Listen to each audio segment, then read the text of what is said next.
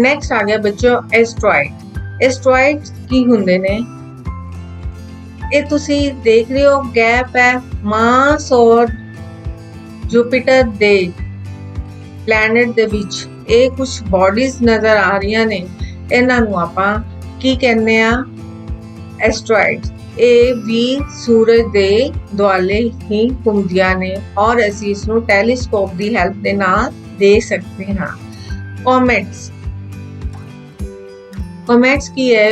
ਇਹ ਵੀ solar system ਦਾ ਵੀ part ਹੈ ਔਰ ਇਹ ਵੀ ਸੂਰਜ ਦੇ ਐਲਿਪਟਿਕਲ ਆਰਬਿਟ ਦੇ ਦੁਆਲੇ ਵਿੱਚ ਘੁੰਮਦੇ ਹਨ ਔਰ ਇਹ ਜਦੋਂ ਟੁੱਟਦਾ ਹੈ ਤਾਂ ਇਹ ਇਸ ਤਰ੍ਹਾਂ ਦਾ ਨਜ਼ਰ ਆਉਂਦਾ ਹੈ। ਇਹਦੀ ਟੇਲ ਜਿਹੜੀ ਹੈ ਬਣ ਜਾਂਦੀ ਹੈ। The length of the tail grows as it approaches the sun. ਜਦੋਂ ਇਹ ਸਨ ਵੱਲ ਪਹੁੰਚਦਾ ਹੈ ਤਾਂ ਇਹਦੀ ਟੇਲ ਜਿਹੜੀ ਹੈ ਉਹ ਬਣ ਜਾਂਦੀ ਹੈ। ਬਹੁਤ ਸਾਰੇ ਕੋਮੇਟਸ ਨਜ਼ਰ ਆਉਂਦੇ ਨੇ। ਸਭ ਤੋਂ ਪਹਿਲਾਂ ਹੈਲੀਸ ਕੋਮੇਟ, ਇਹ ਜੋ 76 ਸਾਲ ਵਿੱਚ ਇੱਕ ਵਾਰ ਨਜ਼ਰ ਆਉਂਦਾ ਹੈ। ਇਹ 1986 ਦੇ ਵਿੱਚ ਦੇਖਿਆ ਗਿਆ ਸੀ। ਨੈਕਸਟ ਆ ਗਿਆ ਮੀਟਰਸ ਐਂਡ ਮੀਟਰੋਇਡਸ। ਜਦੋਂ ਬੱਚਿਓ ਸਕਾਈ ਬਿਲਕੁਲ ਕਲੀਅਰ ਹੋਵੇ ਪਰ ਮੂਨ ਨਾ ਹੋਵੇ, ਸਾਨੂੰ ਕਈ ਵਾਰੀ ਲੱਗਦਾ ਹੈ ਕਿ ਸਕਾਈ ਦੇ ਵਿੱਚ ਕੋਈ ਤਾਰਾ ਟੁੱਟ ਰਿਹਾ ਹੈ, ਪਰ ਉਹ ਤਾਰਾ ਜਾਂ ਚਮਕਦਾ ਜਿਹੜੀ ਲਾਈਟ ਨਜ਼ਰ ਆਉਂਦੀ ਹੈ, ਅਸੀਂ ਉਹਨਾਂ ਨੂੰ ਆਪਾਂ ਕੀ ਕਹਿੰਦੇ ਹਾਂ? Shooting stars. ਐਕਚੁਅਲੀ ਇਹ ਸਟਾਰ ਨਹੀਂ ਹੁੰਦੇ, ਥੀਸ ਆਰ ਮੀਟਰਸ, ਜਿਨ੍ਹਾਂ ਨੂੰ ਆਪਾਂ ਉਲਕਾਵਾਂ ਕਹਿੰਦੇ ਹਾਂ। ਇਹ ਇਹੋ ਜਿਹੀ ਛੋਟੀ ਜਿਹੀ ਆਬਜੈਕਟ ਹੁੰਦੀ ਹੈ ਜਿਹੜੀ ਜਦੋਂ ਧਰਤੀ ਦੇ ਐਟਮੋਸਫੇਅਰ ਦੇ ਵਿੱਚ ਐਂਟਰ ਕਰਦੀ ਹੈ ਬੜੀ ਸਪੀਡ ਦੇ ਨਾਲ ਔਰ ਉੱਥੇ ਐਟਮੋਸਫੇਅਰ ਦੀ ਹੀਟ ਦੇ ਨਾਲ ਫ੍ਰਿਕਸ਼ਨ ਦੇ ਜਦੋਂ ਐਂਟਰ ਕਰਦੀ ਹੈ ਤਾਂ ਇਹ ਰਗੜ ਕਰਕੇ ਗਰਮ ਹੋ ਜਾਂਦੀ ਹੈ ਔਰ ਇਹ ਗਲੋ ਕਰਦੀ ਹੈ, ਚਮਕਦੀ ਹੈ ਔਰ ਜਲਦੀ ਹੀ ਇਵੈਪੋਰੇਟ ਹੋ ਜਾਂਦੀ ਹੈ। ਇਸ ਕਰਕੇ ਸਾਨੂੰ ਬਹੁਤ ਥੋੜੇ ਸਮੇਂ ਵਾਸਤੇ ਨਜ਼ਰ ਆਉਂਦੀ ਹੈ। ਪਰ ਕਈ ਵਾਰੀ ਕੁਝ ਉਲਕਾਵਾਂ ਵੱਡੀਆਂ ਵੀ ਹੁੰਦੀਆਂ ਹਨ, ਮੀਟਰਸ ਵੱਡੇ ਵੀ ਹੁੰਦੇ ਨੇ ਤੇ ਉਹ ਧਰਤੀ ਤੱਕ ਪਹੁੰਚਦੇ ਆ, ਇਵੈਪੋਰੇਟ ਨਹੀਂ ਹੁੰਦੇ ਤੇ ਉਹ ਧਰਤੀ ਤੇ ਪਹੁੰਚ ਜਾਂਦੇ ਹਨ, ਜਿਨ੍ਹਾਂ ਨੂੰ ਆਪਾਂ ਕੀ ਕਹਿੰਦੇ ਆ? ਮੀਟਰੋਇਡ, ਉਲਕਾਵਾਂ ਪਿੰਡ।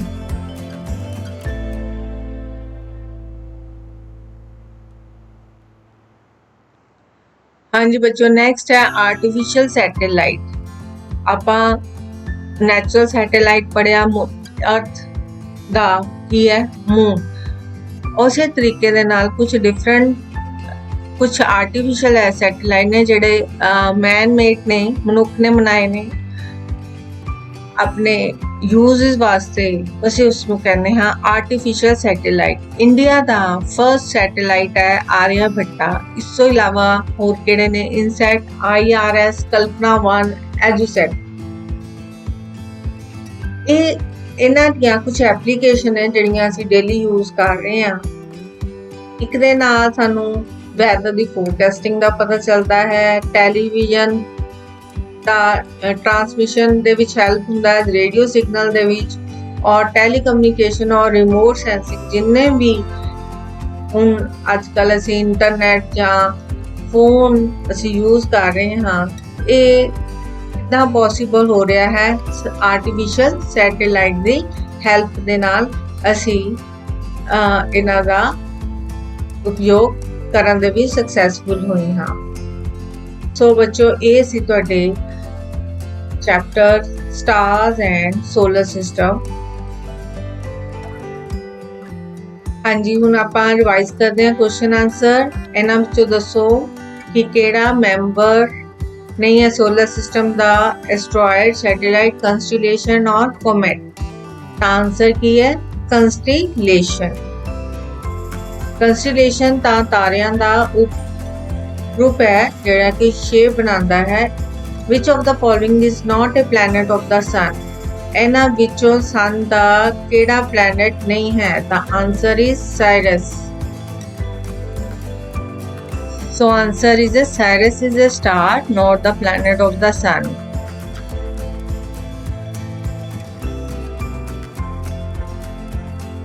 And the third question है, phases of the moon occur because ਜਿਹੜੀਆਂ ਅਸੀਂ ਮੂਨ ਦੀਆਂ ਫੇਸਿਸ ਦੇਖਦੇ ਹਾਂ ਤਾਂ ਇਹ ਕਿਉਂ ਦੇਖਦੇ ਹਾਂ, ਇਹਨਾਂ ਵਿੱਚੋਂ ਆਪਾਂ ਰਾਈਟ ਆਨਸਰ ਲੱਭਣਾ ਹੈ। ਇਹ ਇਸ ਕਰਕੇ ਨਜ਼ਰ ਆਉਂਦੀਆਂ ਨੇ ਕਿਉਂਕਿ ਸਿਰਫ ਜਿਹੜਾ ਰਿਫਲੈਕਟਿਡ ਪਾਰਟ ਹੈ ਹੀ ਸਾਨੂੰ ਨਜ਼ਰ ਆਉਂਦਾ ਹੈ, ਕਿਉਂਕਿ ਮੂਨ ਦੀ ਆਪਣੀ ਕੋਈ ਲਾਈਟ ਨਹੀਂ ਹੁੰਦੀ। ਇਹ ਸੂਰਜ ਦੀ ਰੋਸ਼ਨੀ ਲੈ ਕੇ ਹੀ ਸਾਨੂੰ ਦਿਖਾਈ ਇਹਦੀਆਂ ਦਿੰਦੀਆਂ ਹਨ। ਨੈਕਸਟ ਆ ਗਿਆ ਬਲੈਂਕ।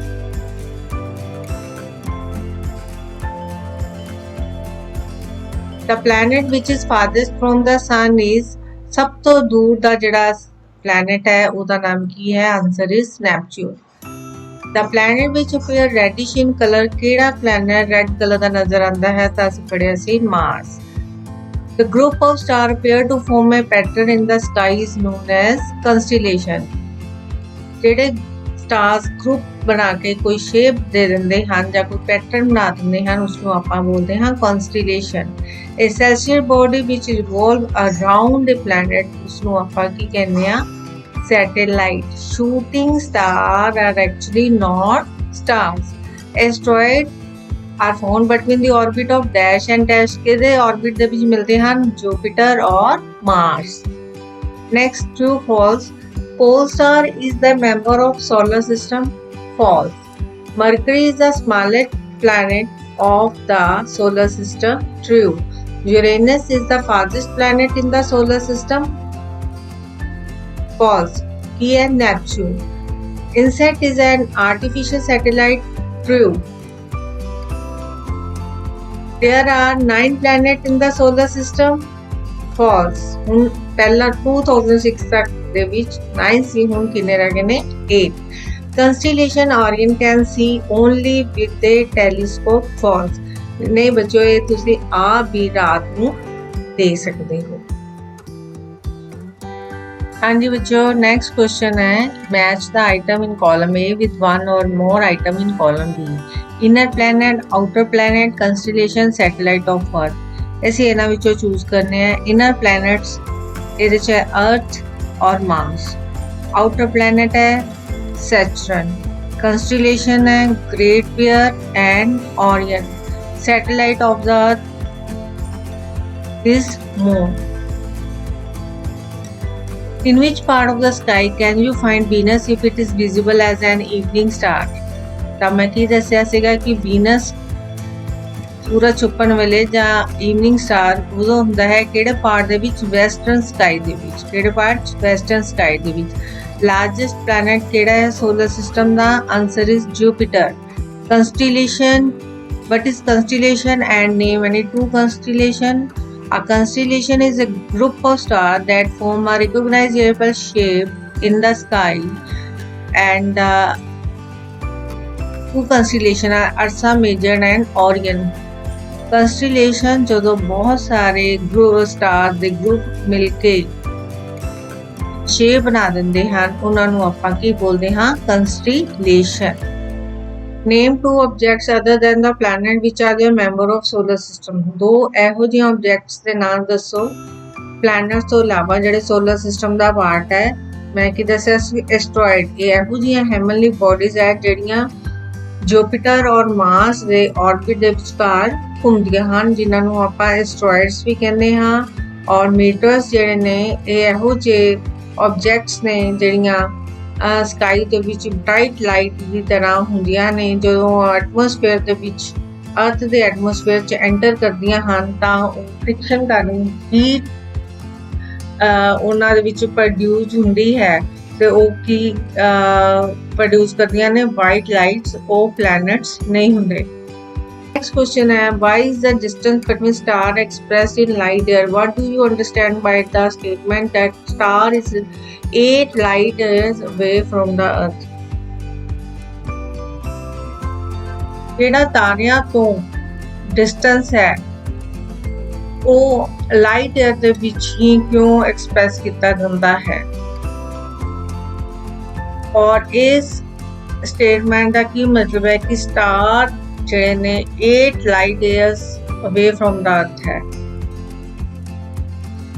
ਤਾਰੇ ਔਰ ਅਰਥ ਦੇ ਵਿਚਕਾਰ ਜੋ ਡਿਸਟੈਂਸ ਬਹੁਤ ਜ਼ਿਆਦਾ ਹੈ ਔਰ ਇਹਨਾਂ ਨੂੰ ਕਿਲੋਮੀਟਰ ਦੇ ਵਿੱਚ ਐਕਸਪ੍ਰੈਸ ਕਰਨਾ ਇਨਕਨਵੀਨੀਅੰਟ ਹੈ, ਇਸ ਕਰਕੇ ਇਸ ਨੂੰ ਲਾਈਟ ਏਅਰ ਦੇ ਵਿੱਚ ਹੀ ਐਕਸਪ੍ਰੈਸ ਕਰਦੇ ਹਾਂ। 1 ਲਾਈਟ ਏਅਰ ਦਾ ਮਤਲਬ ਹੈ distance traveled by light in 1 year. 1 light is equal to 9.46 into 10 raised to power 12 kilometer.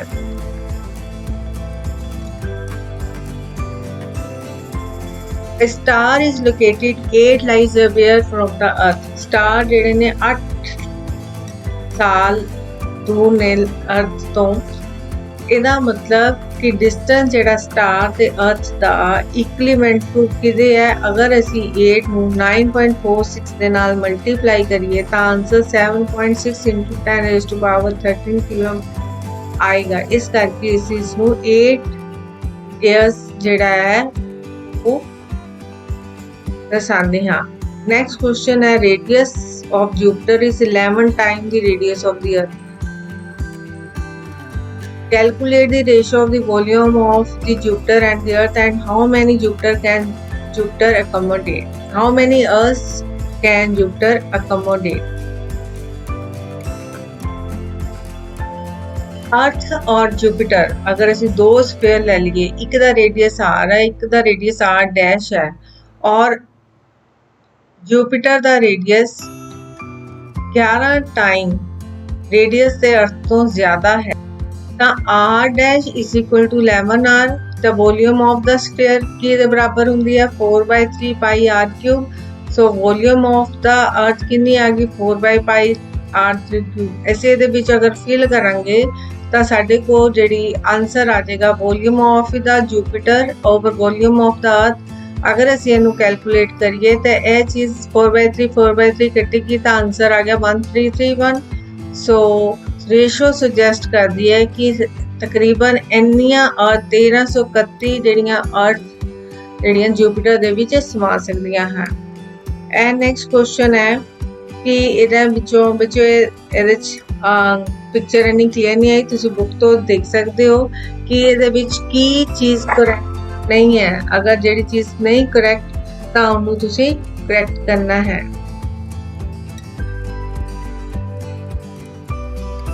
हाँ जी बच्चों, पहले तो गल है कि मरकरी तो बाद मार्स नहीं आता, उस तो बाद वीनस आता है। सो मार्स और वीनस की जेडी पोजीशन है एक तो वो चेंज की हुई है, दूसरा यूरेनस और नैपच्यून की पोजीशन चेंज की हुई है, तीसरा ਜੁਪੀਟਰ ਔਰ ਮਾਰਸ ਦੇ ਵਿੱਚ ਹੈਵਨਲੀ ਬੋਡੀ ਜਾਂ ਐਸਟਰੋਇਡਸ ਆਉਂਦੇ ਹਨ। ਇੱਥੇ ਇਹਨਾਂ ਨੇ ਜੁਪੀਟਰ ਔਰ ਸੈਟਰਨ ਕੀਤਾ ਹੋਇਆ ਹੈ। ਇਹਦੀ ਪੋਜੀਸ਼ਨ ਜਿਹੜੀ ਹੈ ਆਪਾਂ ਠੀਕ ਕਰਕੇ ਬਣਾਉਣੀ ਹੈ। ਸੋ ਪਹਿਲੇ ਆ ਜਾਂਦਾ ਹੈ ਮਰਕਰੀ, ਫਿਰ ਵੀਨਸ, ਫਿਰ ਮਾਰਸ, ਮਰਕਰੀ, ਵੀਨਸ, अर्थ, मार्स, जुपिटर, सैटर्न, यूरेनस और नैपच्यून आता है। सो होप ਤੁਹਾਨੂੰ ਇਹ ਚੈप्टर क्लियर हो गया होएगा। Thank you.